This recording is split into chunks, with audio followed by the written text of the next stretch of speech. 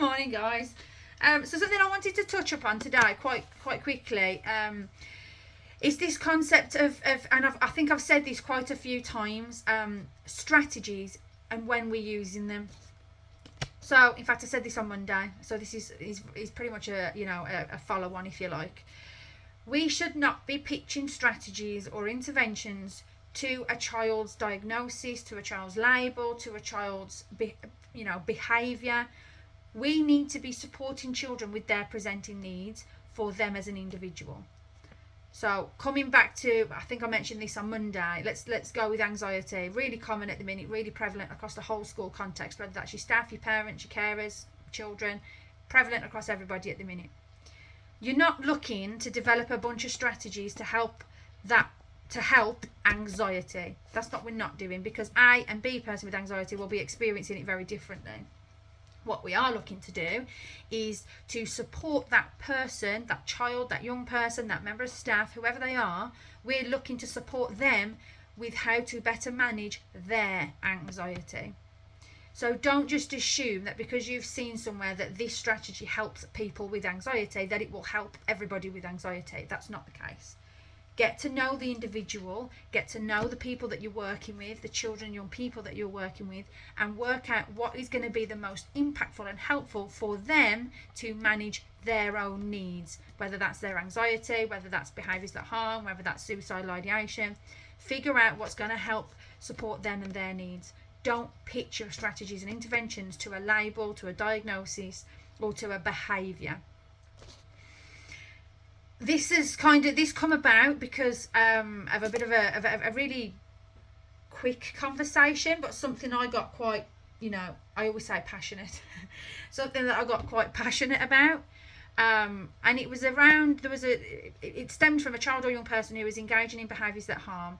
And the behaviour they were engaging with was cutting. They were cutting their arms and their legs. And it was a very flippant comment of, yeah, well, I've given them an elastic band and it's just not doing anything for them, so that's not helpful, that's not helping. And they were quite frustrated by the fact that that strategy wasn't helping that child or young person, to the point of which they felt that it was the child that wasn't engaging with the strategy. And so I kind of paused for a little while and said, okay, but where did that strategy come from? And it came from the fact that they'd done some training around self-harm, as the training is called. I like to use behaviours that harm as opposed to self-harm, but that's just my preference. So they'd been on some training anyway, and it was one of the strategies that was given as part of that training. And I said, okay, and yes, elastic bands can be quite helpful for some children and young people who are engaging in behaviours that harm, but it doesn't mean that it's going to help all children. So if it's not helping the child that you're working with, you need to be thinking about, well, why is that? And what I tried to encourage them to think about, if we're sticking with this context and this conversation, was think about what is the child getting from their engagement in this behaviour. So the engagement is that they're cutting themselves. What stimuli, what need is being met? Quite common is a need of the pain. So I am in so much emotional pain that to distract myself from the emotional pain, I'm going to inflict physical pain on myself, so that's distracting me from the emotional pain. That is sometimes what can be occurring for children and young people, and that's why they engage in behaviours that harm, that are cutting their arms or their legs, or some form of body part. And if that's the case, then the stimuli is pain. So yes, an elastic band for that scenario, for that child in that incident, might be quite helpful for them. But if you've got the opposite, if you've got a child or young person who actually it isn't anything to do with the pain, let's say, for example, it's a distraction. So they are engaging in this cutting of their arms or their legs because it's a way to distract them away from whatever's happening or whatever's going on. Then giving them a strategy to help with the pain stimuli is not going to be helpful for that child, because it's not a pain stimuli that they're getting from it. They want some kind of distraction or kind of shift or alteration to their focus or their attention. And so that's why they've engaged in it. For some children, it's not that at all. For some children, it might be a visual thing. So for some children, they like the impact. They like to see the scab that appears afterwards. They like to see the blood or the cut or the wound or something like that. And so again, giving that person an elastic band, which is a pain stimuli, isn't going to be helpful for them, because they're not interested in the pain. That their need for pain isn't why they do it. it's a visual thing. So for them, you may give them an ice cube that's got red food colouring in, or you may give them some Play-Doh or something that's malleable that they can put around their arm, or they can have on a table that they can chop and cut into. Or, do you know what I mean? There can be so many different strategies out there, and there are lots out there, particularly for children who are engaging in behaviours that harm. But it's not about just assuming that they all fit all. It's not about that all. Use these banks of strategies that are out there as a resource bank, or as a strategy bank, if you like. But then we go, okay, let's A, understand what's happening for this child. B, what's going on for them in terms of why are they engaging in it, what are they getting from it, and then figure out what's going to help that child. Don't just assume a child is behaving in engages that harm, they're cutting themselves, so an elastic band's going to help them. It's not always the case. That was just a scenario of kind of this conversation that we had. There's lots and lots of strategies you can use for behaviours that harm, or anxiety, or anything else. So please, please, please shift away from assuming that a strategy fits a person, or a label, or a diagnosis, because it doesn't.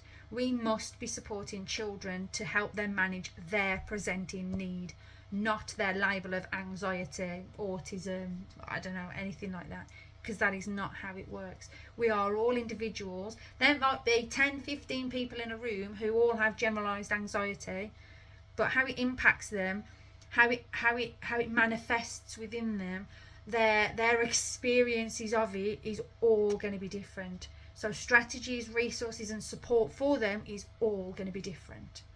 So for me, it's about being aware of these bank of resources, strategies, training and all these different things, but not using them as a one size fits all. It's about using them as that resource base for, okay, I identify this and this. Let's have a look at this. Let's explore this together.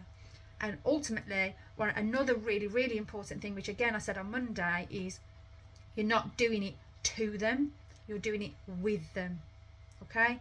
So there shouldn't be a conversation of, I've spoken to XYZ person, we've come up with these strategies and we've given it to the child or young person. That's not how it works. It should be a case of there is an engagement on both parts between the professional, maybe your mental health lead, your senior mental health lead, pastoral manager, whoever it is, but that person is with that child or young person, engaging with them to develop a bank of resources and strategies that are impactful for them and their needs, but also that they are a part of, they have come up with, they have been a part of this conversation. Involvement in their own support systems is really, really important. Rather than it being pitched to them or at them, it should be done with them. That is the best way and most impactful way of identifying strategies that are going to be impactful and helpful, but also that they are going to be sustainable and impactful for that child in the long term.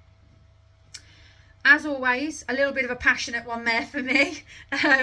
As always, if you have got any questions, any concerns, please just give us a shout. Any content that you wish for me to just kind of cover, or you've got a question or anything, just give us a shout. Always happy to put something together for people. Have a wonderful weekend when it finally arrives. Some of you will be on half term, some of you will have half term next week. Mine is next week. So content will be a little bit shyer next week. Otherwise, have a great weekend and I'll see you all back after the half term.